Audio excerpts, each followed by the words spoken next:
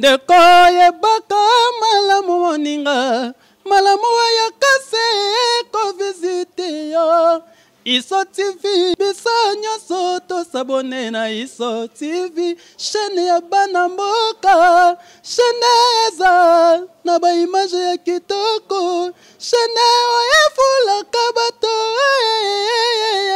Iso TV sabone Ça a toujours été un plaisir pour nous de vous savoir nombreux en train de nous suivre sur Iso TV News et IKA TV. Mesdames et messieurs, bienvenue à ce nouveau numéro de votre magazine Les Ténors de la Société. Comme vous le savez, nous avons pour habitude de recevoir pour vous dans ce magazine des leaders d'opinion, toutes tendances confondues. Alors en ce jour, nous allons recevoir pour une seconde fois une grande dame qui est également leader d'opinion, qui encadre également beaucoup de femmes. C'est avec elle que nous allons essayer de parler de la situation de la femme congolaise d'une manière générale, puisque nous sommes pendant le mois de mars. Bonsoir Madame Bibiche. Bonsoir. Alors là, vous avez compris qu'il s'agit de Madame Bibiche Keboto, qui est déjà une habituée de la chaîne. Et je rappelle que Madame Bibiche Keboto est conseillère d'orientation scolaire et professionnelle. Elle est suffisamment outillée pour nous aider et nous permettre de comprendre certains sujets d'actualité de la femme, comprendre également comment analyser certains mots qui rongent la femme actuellement. Alors, restez branchés et scotchés, vous ne serez pas déçus. Madame Bibiche, bienvenue. Oui, merci. Je suis ravie d'être chez vous. Oui. Je vais essayer de décrire une femme congolaise. Oui. Déjà, la situation de la femme actuellement. Oui, la situation de la femme congolaise. Déjà, à 5h moins, cette femme-là est debout. Elle part à la boulangerie pour prendre le pain. Et après, quand elle va rentrer, vers 6h déjà, 6h, 7h, elle part au marché pour chercher les arachides de la moine pour rentrer, pour vendre ses pains. Et il y a ceux qui font quoi? Les tours du quartier. Mapa moto, mapa na mwamba, ainsi de suite. Et quand elle va finir de vendre, il est de 8h30, 9h, les tâches domestiques. Les tâches domestiques. Et j'ai oublié, je vais reculer un peu avant. Donc, après la boulangerie, là, elle doit veiller que les enfants puissent aller à l'école, surtout ceux du primaire. Réveillez-vous, lavez-vous rapidement, sinon vous serez en retard à l'école. Et quand les enfants sont partis, ils circulent rapidement dans les quartiers pour vendre, ou bien ils vont mettre les bassins devant la maison, je ne sais pas. Les tâches domestiques, il faut balayer, arranger, lessiver, vaisselle, après. Elle doit encore s'organiser pour aller au marché. Peut-être que les matins, ça n'a pas marché. Hein? Et les enfants vont revenir, donc ils vont manger quoi? Et peut-être que les pondous, les matins, rapidement. Et pour avoir un peu de moyens pour s'acheter ces pondous-là, il faudrait que le pain qu'elle avait pris le matin puisse finir. D'accord. Et la moine là qui est de 300, de 500, de 300, de 500, tout ça. Donc cette femme-là travaille à laisser errer sa chance parce que la boulangerie peut réserver pour lui peut-être 20% ou bien 25%. À la fin du mois. Et par expérience, j'ai déjà vécu ça dans les femmes. Donc, elle peut commencer avec une commande de 25 000 francs, mais à la fin du mois, donc ça peut être que 16 000 francs ou bien 15 000 francs. Chaque fois, ça diminue. Et les enfants mangent le pain chaque jour et elles vendent ainsi de suite. Et pour avoir peut-être qu'à à la fin du mois seulement quoi, une somme là, vraiment pas insignifiant, ou bien peu seulement. Alors, Espérons que la boulangerie j'ai- va essayer un peu de compléter avec la somme gardée. mais la boulangerie va prendre tout son pourcentage, non? Et donc, et ce qui va rester maintenant, c'est pour la femme. Et dans cet argent-là, il y a toujours des programmes. Et peut-être que ça va payer les frais d'un enfant à l'école. Donc, avance des frais d'un enfant, peut-être, ou bien s'il y a deux ou trois, donc on va mettre une partie, une partie, une partie, une partie. Ok. De la femme, en général, la femme souffre. Ok. La femme souffre. Même ceux qui vendent des fruits, même ceux qui vont au boulot, tout le monde de la femme congolaise est en train de souffrir. Ok. C'est ce que je voulais dire. Ça, c'est vraiment d'une manière générale. D'une manière Ce générale, qui la femme retient mon congolaise. attention ici, c'est que il y a des volets dans la situation de la femme. Elle se bat. Elle est courageuse. Elle s'élève chaque matin. Il y a également le deuxième volet, c'est que malgré les efforts fournis, en fin de compte, il y a quand même baisse de moyens, baisse de son capital. Et c'est là, et c'est une routine. Hein. Oui. Cette mode de vie dont vous venez de nous parler, elle le fait chaque jour. Et on peut espérer même payer les frais de l'enfant si il y avait pas cas de maladie. S'il y a cas de maladie, donc c'est pire encore. Donc, le S'il y a cas d'accident, c'est pire, très pire. C'est vraiment bizarre. Vraiment bizarre. Alors, comment remédier à de telles situations, selon vous, Madame Bibiche? Est-ce que nous devons laisser nos mamans, nos sœurs, nos collègues, nos filles continuer à cette mode de vie et la routine, alors que vous venez de dire quand il y a accident, c'est encore pire? Est-ce qu'il y a de voies de sortie? Directement, je vais m'inspirer de la Bible. Il y a une femme que la Bible nous dit, la femme de distinction, Proverbe 31. Cette femme-là, qui travaillait beaucoup. Cette femme-là travaillait beaucoup. Elle cousait toute la nuit. Elle vendait des chemises. Elle faisait des petits commerces que je ne peux pas détailler ici. Elle prenait soin de sa famille. Son mari les louait, mais ce mari la faisait quoi, je ne sais même pas. On dit que son mari louait cette femme-là. Pour tout ce que la femme faisait, donc son mari les louait. Mais cette femme-là souffrait, elle ne dormait même pas. Donc c'est ce que je veux dire aux femmes, de se réveiller. On ne peut pas faire exactement ce que cette femme-là faisait, mais regarde autour de toi. Ce que tu peux faire, tu peux mieux faire. Tu ne peux pas faire comme l'autre qui fait des chikwang. C'est la même chose. Non, non. Il faut voir ce que tu peux faire, ce que les autres qui ne font pas, ce que les autres qui n'ont pas. Tu peux entreprendre quelque chose, tu peux tresser des cheveux, et tu peux faire des beignets. Il faut toujours innover quelque chose, faire ce que les amis ne font pas, ce que les gens ont besoin. Alors, quand vous parlez du choix, j'aimerais un peu qu'on puisse nous expliquer.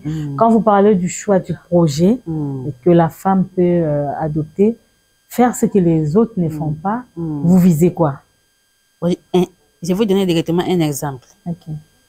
Il y avait à une époque là où on voit des beignets, il y avait seulement des beignets et la moimbe. Après un certain temps, on a vu les piles d'olive, non? Okay. Farine et maïs mélangés. Avec un peu de jus de tangawizi. Maintenant, allez voir maintenant. Tu vas voir aussi quoi, les biquiers dit. Ok. Quoi, à côté là-bas. À côté là-bas. Donc, les choses sont en train d'être évoluées. Vous voyez? Il faut voir ce que les amis n'ont pas. Quand la vente des spaghettis, avant, ça n'était pas partout.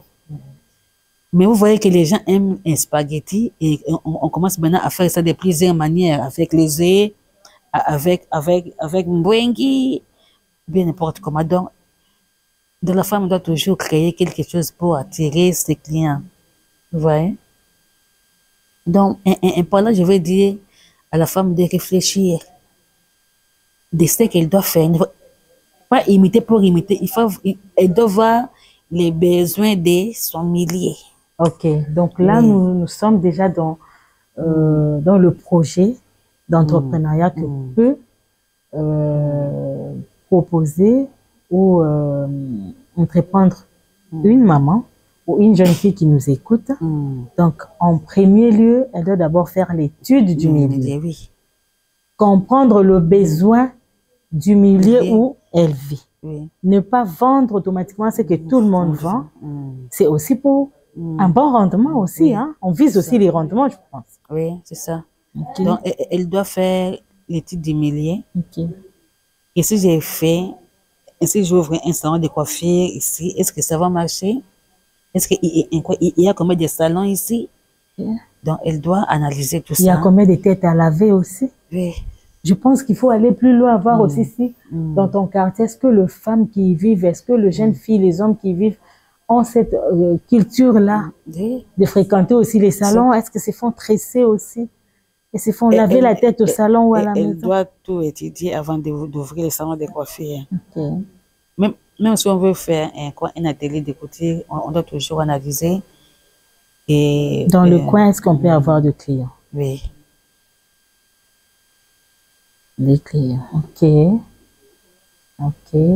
Et si c'est le pain dont vous nous avez parlé au tout début, parce que le pain, on en trouve partout, maman Bibi. Oui. Bon, je vais vous dire un secret. Auparavant, bon, je vais parler de mon quartier. Il y avait seulement les pains dans les avenues, qu'on appelait Mapakoni. Aujourd'hui, Mapakoni, excusez-moi, l'Ipakoni, ça ne se voit plus. C'est disparu. Quoi? Maintenant, il y a les supermarchés. Donc, la personne va préférer aller au supermarché parce que là, il va dire que c'est propre. Okay. Vous voyez, nous, un entrepreneur, même s'il fait les mêmes produits, il doit ajouter la valeur dans ce qu'il fait.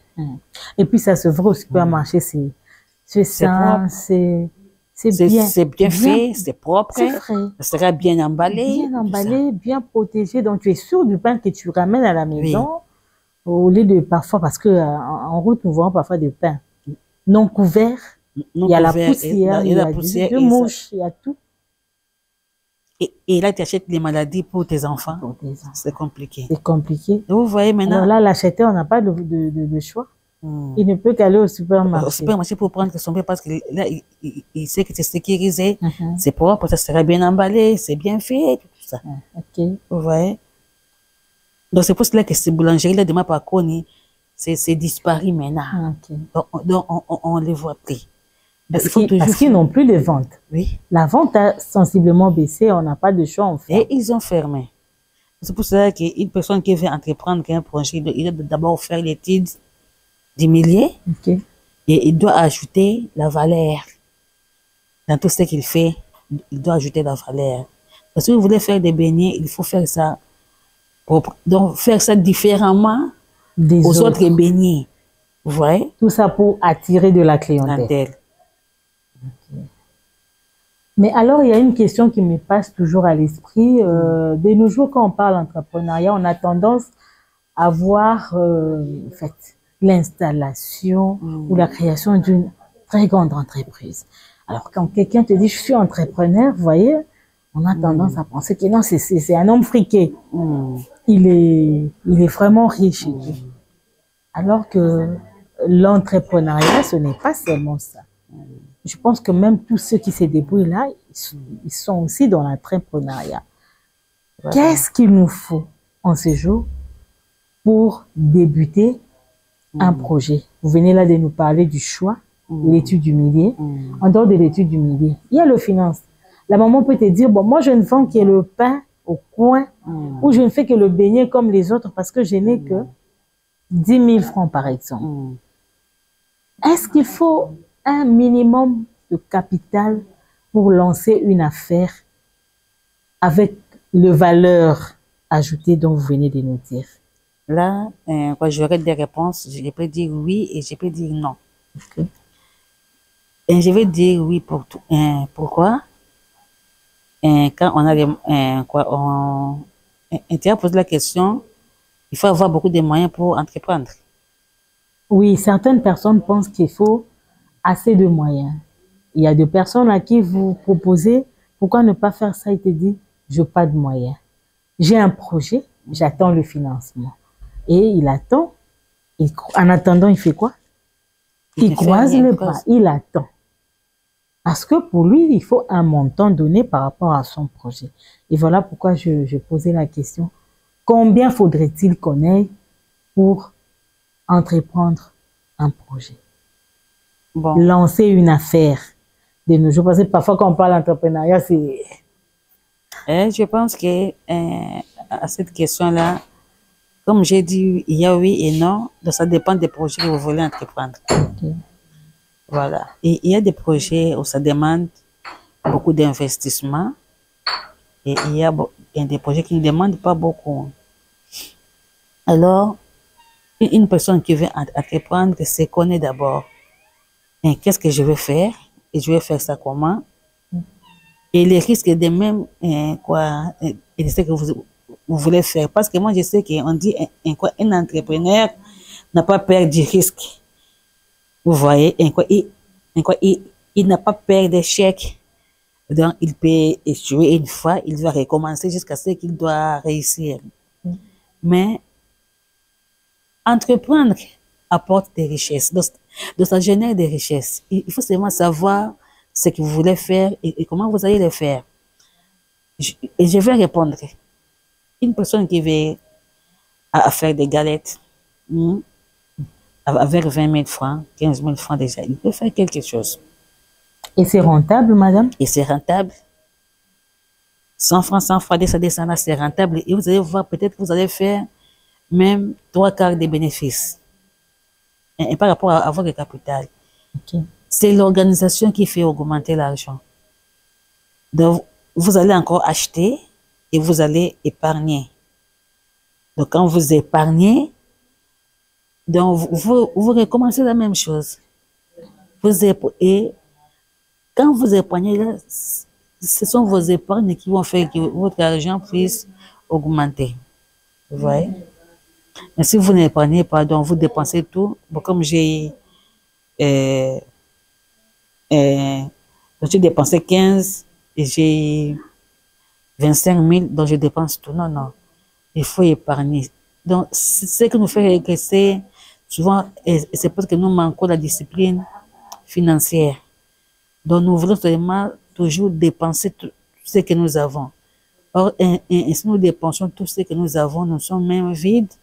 Quand on va manquer quelque chose, on peut aller s'endetter. Alors, ça va nous enfoncer. Donc, il faut avoir la discipline financière. La discipline financière. C'est ce qui nous manque parfois. Parfois, oui. Et je pense que c'est aussi la cause des échecs dans plusieurs projets. Alors, tantôt, vous avez dit avec 10 000, 15 000, on peut déjà démarrer avec des galettes. Et quelqu'un qui a 50 000 francs, par exemple, ou 100 000 francs, est-ce qu'il peut faire quelque chose avec ces sommes? 100 000 francs, d'ailleurs, c'est beaucoup. 100 000 francs, c'est beaucoup. Là, moi-même, j'ai aussi expérimenté parce que moi aussi, j'ai entrepris plusieurs projets, mais peut-être qu'aujourd'hui, j'ai arrêté ça, mais j'ai quand même expérimenté. Quand j'avais 100 000 francs, je suis allée à Kassangoulou. Okay. J'ai acheté 4 sacs de braise. J'ai acheté 4 sacs et je suis venue revendre un sac j'ai acheté à 15 à 25 000. Et le transport, là, c'était 2500 à 2000 comme ça. Donc, j'avais commencé avec 4, 8, 10. Donc, c'est seulement lors des confinements que j'ai arrêté parce que les marchés étaient devenus compliqués. Okay. Vous voyez, il y a toujours des bénéfices, même si vous gagnez 3 000 par sac. C'était 12 000, ainsi de suite, et j'ai commencé à faire. Donc, l'entrepreneuriat, il faut seulement voir, il faut savoir ce que vous voulez. Et quand dans mon avenir, là, il n'y avait pas de braise. Et quand j'avais commencé. Donc, je venais avec le sac de braise. J'aimais et les voisins venaient acheter. Ok. Là, vous les vendiez en gros ou en détail? Non, par sac, il y a un demi-sac. Oui. Et ainsi, je vois qu'il n'y a pas de clients. Et quoi, j'appelle un chauffeur, je pars livrer ça, un sac à 20 à 25 dollars dans des maisons. Ok. Et les gens prenaient. Donc, il faut seulement savoir ce que vous voulez. Et vous allez voir que ça va aller. Ça va. Donc, moi, je vais dire aux femmes, il faut entreprendre toujours quelque chose parce que la vie devient de plus en plus difficile. Il ne faut pas seulement faire une chose seulement. Il faut faire 2, 3, 4, 5, 6. Donc, c'est pour cela que j'encourage les femmes, quoi. Et j'apprécie, j'encourage les femmes qui font l'épicerie. Vous voyez, vous allez voir l'indembi, tomate, matungulu, mbwengi, les poissons salés, tout. Et ça répond aux besoins de beaucoup de personnes. Ok. Il y a mafuta mbita là-bas, il y a l'huile simba là-bas, il y a la farine. poudre d'arachide, Ok. ainsi de suite. Donc, ces femmes-là sont formidables. Et dans chaque article, Il y a un petit il bénéfice. y a un dans chaque petit article. bénéfice. C'est question de les rassembler le soir. L'histoire est comptée. Il est compté. Et qu'est-ce qui a bien marché? Et j'ajoute. Et ce qu'on n'a pas acheté, déjà, on sait que ça vraiment, on n'a pas acheté. Mais ils ont mis tout. Ok. Tout ce que l'homme peut avoir besoin pour cuisiner. Et surtout les vivres, les choses à manger, ça. Donc, ça ne traîne pas. Donc, ça s'achète beaucoup. Donc, ces femmes-là ont tout mis pour que si une personne arrive là-bas, donc, qu'on n'aura plus besoin d'aller au marché. Des poissons, il y a des poissons, quoi. Tout ce que les gens aiment acheter, déjà, ils ont ça. Ok. Alors, lorsque la femme excelle dans son petit commerce, elle commence à se débrouiller, est-ce que c'est là l'autonomisation dont on a tant prôné? Il veut dire autonome. Si une personne s'est nouée son bout du mois, n'est-ce pas? Du 1er au 30, les enfants sont bien nourris, ils sont scolarisés.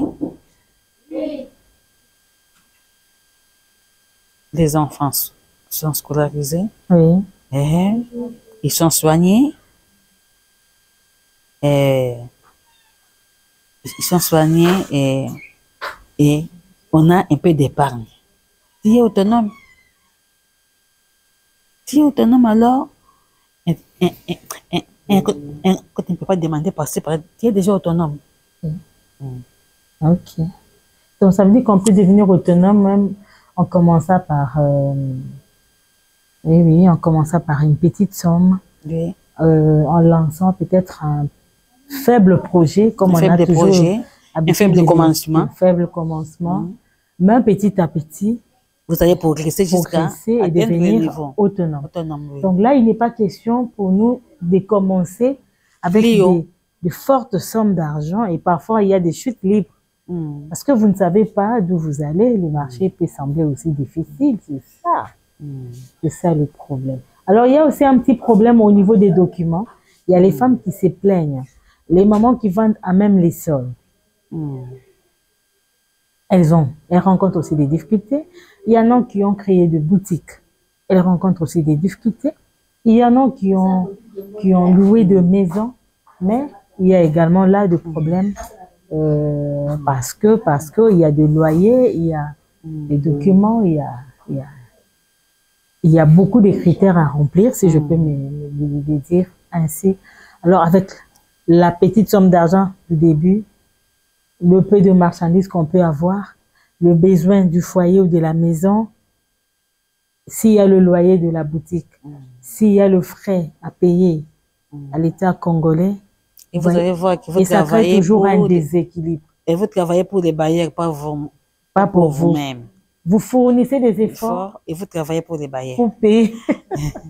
Pour payer les autres. Oui. Et non pas vous. Avez-vous un conseil, une stratégie à donner à ces gens-là, de petits commerçants qui ont déjà atteint ces niveaux-là, qui connaissent des grandes difficultés? C'est que les grands entrepreneurs nous conseillent, avant de commencer votre entreprise, il faut d'abord aller chercher les documents.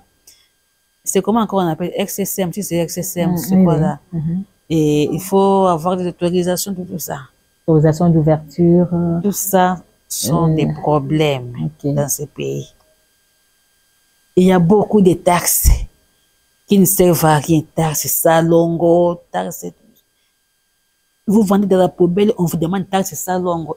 Personne n'est épargné, hein. Même le maman qui vend à même les sols. Personne est là pour enlever ça. Personne n'est épargné. Mais tu as payé les taxes des salongo. Tu as payé telle taxe. Tu as payé telle taxe. Et maintenant même les taxes des enfants du quartier. Il y a ça aussi. Je ne citerai même pas les noms de ces enfants du quartier-là. Donc, ils passent là où on va. Aussi. Et si vous ne payez pas, on peut vous frapper. Non. Là, vraiment, moi, je vais... Donc, ainsi, j'étais quelque part. Donc, je vais demander qu'on puisse réglementer tout ça. Donc, il y a beaucoup de tracasseries. Donc, il y a... On dit qu'on dit manger... Boire et à manger, hein, dans tout ça. Oui, il y a à boire et à manger. Il y a à boire et à donc manger. Donc là, vous demandez...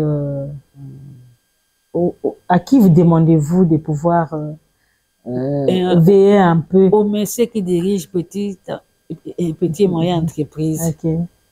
Et qu'il puisse un peu voir comment on peut gérer tous ces petits commerçants, entrepreneurs qui sont dans la rue, et voir aussi que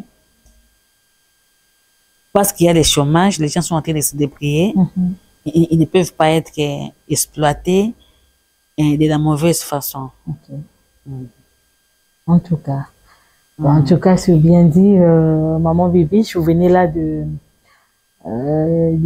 d'analyser un peu la situation, d'une manière générale, la situation de la femme congolaise. Vous venez de nous dire que la femme congolaise, elle est très courageuse. Elle se bat, elle est battante, elle se réveille très tôt pour commencer avec ses activités financières, veiller à son foyer, à ses enfants et tout. Mais le rendement est toujours un peu faible. Alors, pour terminer, j'aimerais ici vous poser une question en rapport avec le financement, l'accompagnement. Est-ce que dans notre pays, y a-t-il un programme qui peut également accompagner ces femmes qui se débrouillent? Et là, je peux même voir les entrepreneurs en général, hein, hommes ou femmes, les accompagner dans leurs projets. Il y a des microcrédits et tout, pour pouvoir accompagner ces femmes-là à pouvoir atteindre leurs objectifs. Bon, là, je vais parler d'abord de la formation. Donc, la femme doit être formée, financée et accompagnée. Et s'ils sont accompagnés, ils vont atteindre leur objectif. Et la formation, c'est à quel niveau? Afin d'être autonome. La formation, maintenant, c'est dans l'entrepreneuriat.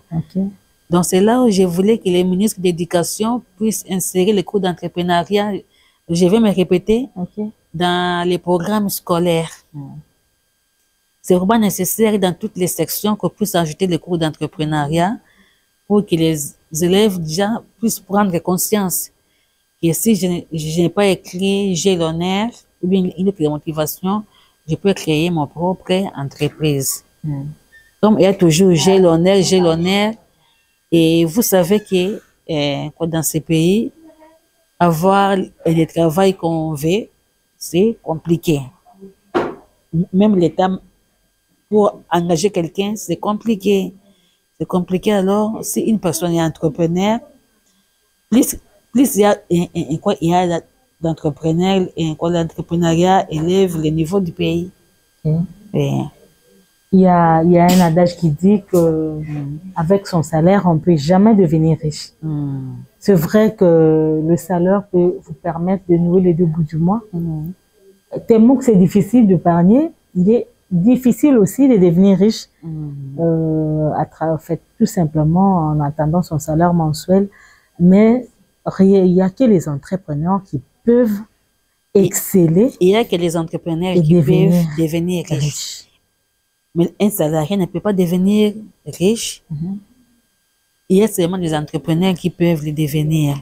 Si un salarié dit que je suis riche, non, c'est qu'il a volé, il a détourné. Mais un entrepreneur peut réussir son projet et devenir très riche même. Ok. Très riche. Et pour y arriver, vous avez dit l'étude du millier. L'étude du millier. Il y a l'éducation financière. Vous avez un terme oui. là que vous avez utilisé. Oui. Discipline financière. Oui, la discipline financière. C'est compliqué, hein? C'est compliqué. Hein? Là, il faut lire comme non, il faut oublier un peu la bonne vie, il faut serrer un peu la ceinture. Donc, il ne faut pas dépenser n'importe comment. Ok. Donc, tu vois seulement... Et l'emploi est qu'il faut na somba. Non, non. Oh. Bon. Je dis ça, Lingala. Ok. C'est mieux d'ailleurs. Yo, oyebike, bambou. Il y a un bijou. C'est trop cher. Yo ozumbongo na yo ozoteka mombongo lobi boye bambou ezo renye nga ifona somba bambou.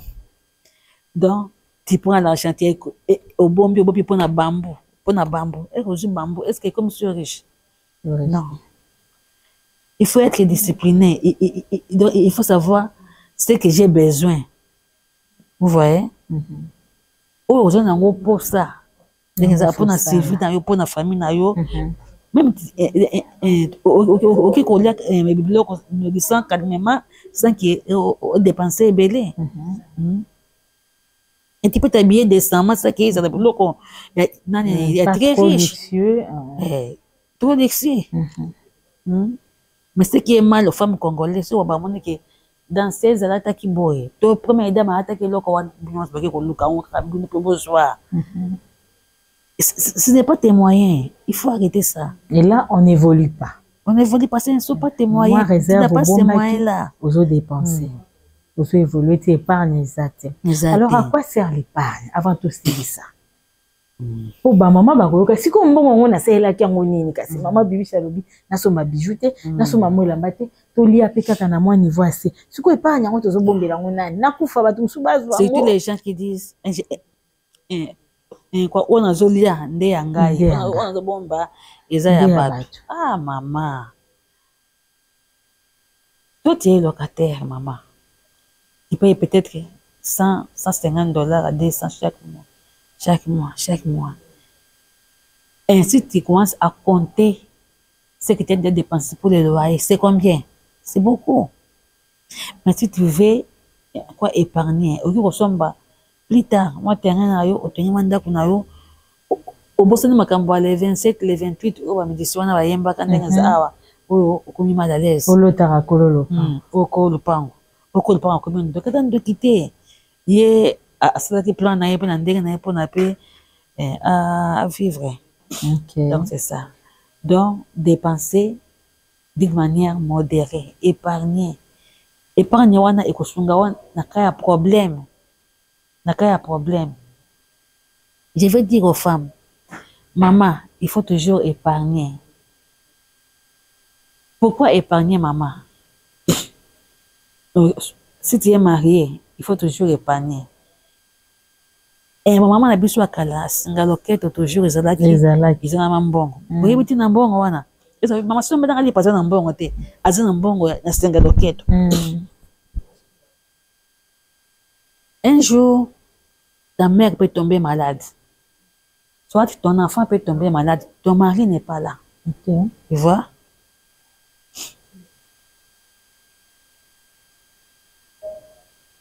Tu appelles ton mari. Le téléphone est éteint, soit hors de périmètre cellulaire. Ah, moi, a piqué crise. Tu vas aller emprunter chez les voisins. Pendant que moi, na ça. A piqué crise. Yo photo mbolo okenya na nane. Non. Okufo pas singa loketo fo. Okufo singa loketo. Yo za mamandenza. OK, y premier soin. Papa akoya ayeko sala nini? Ayeko appuyer yo. Maman osala ki malamu. Maman pe abengi yo. Ta mère oya butu abengi yo. Ma fille, il y a pas moyen ici. Ata aspirine au sommet de maman na yo ozangi. Oh, Mon mari n'est pas encore venu. Quand il va venir, je vais lui demander qu'on a fièvre hématique, fièvre hématique, fièvre hématique. Maman, quoi? Ah, Dieu, quelle femme? Dieu, quelle sorte de femme? C'est pour ça que la femme doit toujours épargner. Au cause de moi, c'est main vide. Moi, c'est main vide. Quand maman t'es, ton mari peut tomber malade. Exactement. Si c'est là le problème. Il est sur quoi à quoi il est malade. À quoi il est malade.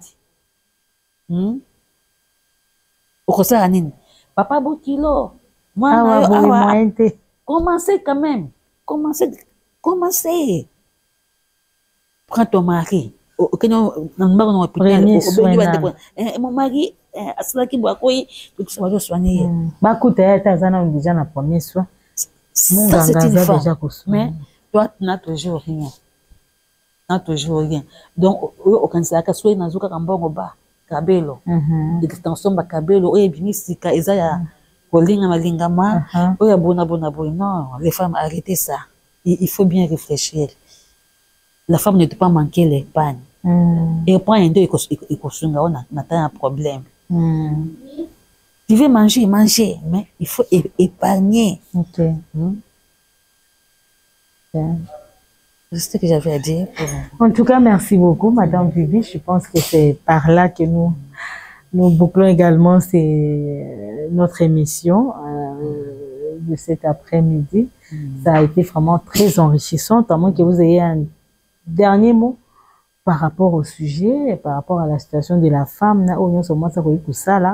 pour atombola longinaye, à comme appelé autonome, atika kolela, atika moi so ya passé. Je veux encourager toutes les femmes qui se battent, qui se lèvent le matin, de continuer. Et Dieu va les aider à toujours être en bonne santé et d'aller à l'avant pour le bien-être de nos familles. Merci beaucoup. Merci en tout cas. Je ne vais pas saluer les gens. Vous voulez saluer? Oui. Oui, vous pouvez. Pas beaucoup alors. Combien? Allez-y. Bon, je vais saluer ma famille. Et je vais saluer mon mari, Jérôme Chimambe. Je vais saluer mes sœurs, Dalouise, et il y a l'autre, Didine Kopi. Je vais la saluer. Je vais saluer tous mes collègues du travail. Merci.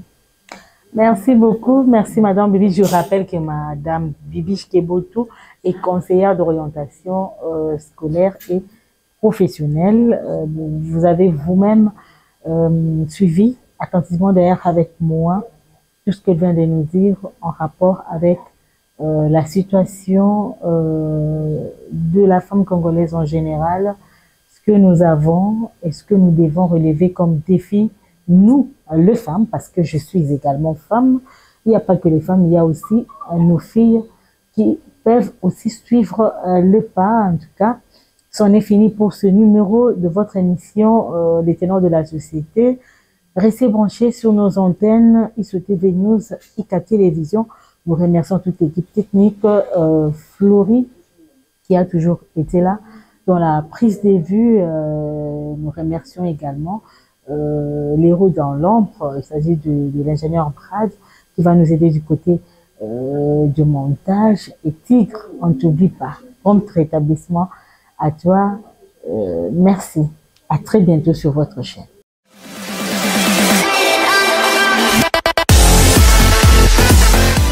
Ndeko yebaka malamu moninga malamu ayakase ko visite yo Iso TV bisa nyonso to s'abonner na Iso TV chaîne ya bana mboka chaîne eza na ba image ya kitoko chaîne oyefulaka bato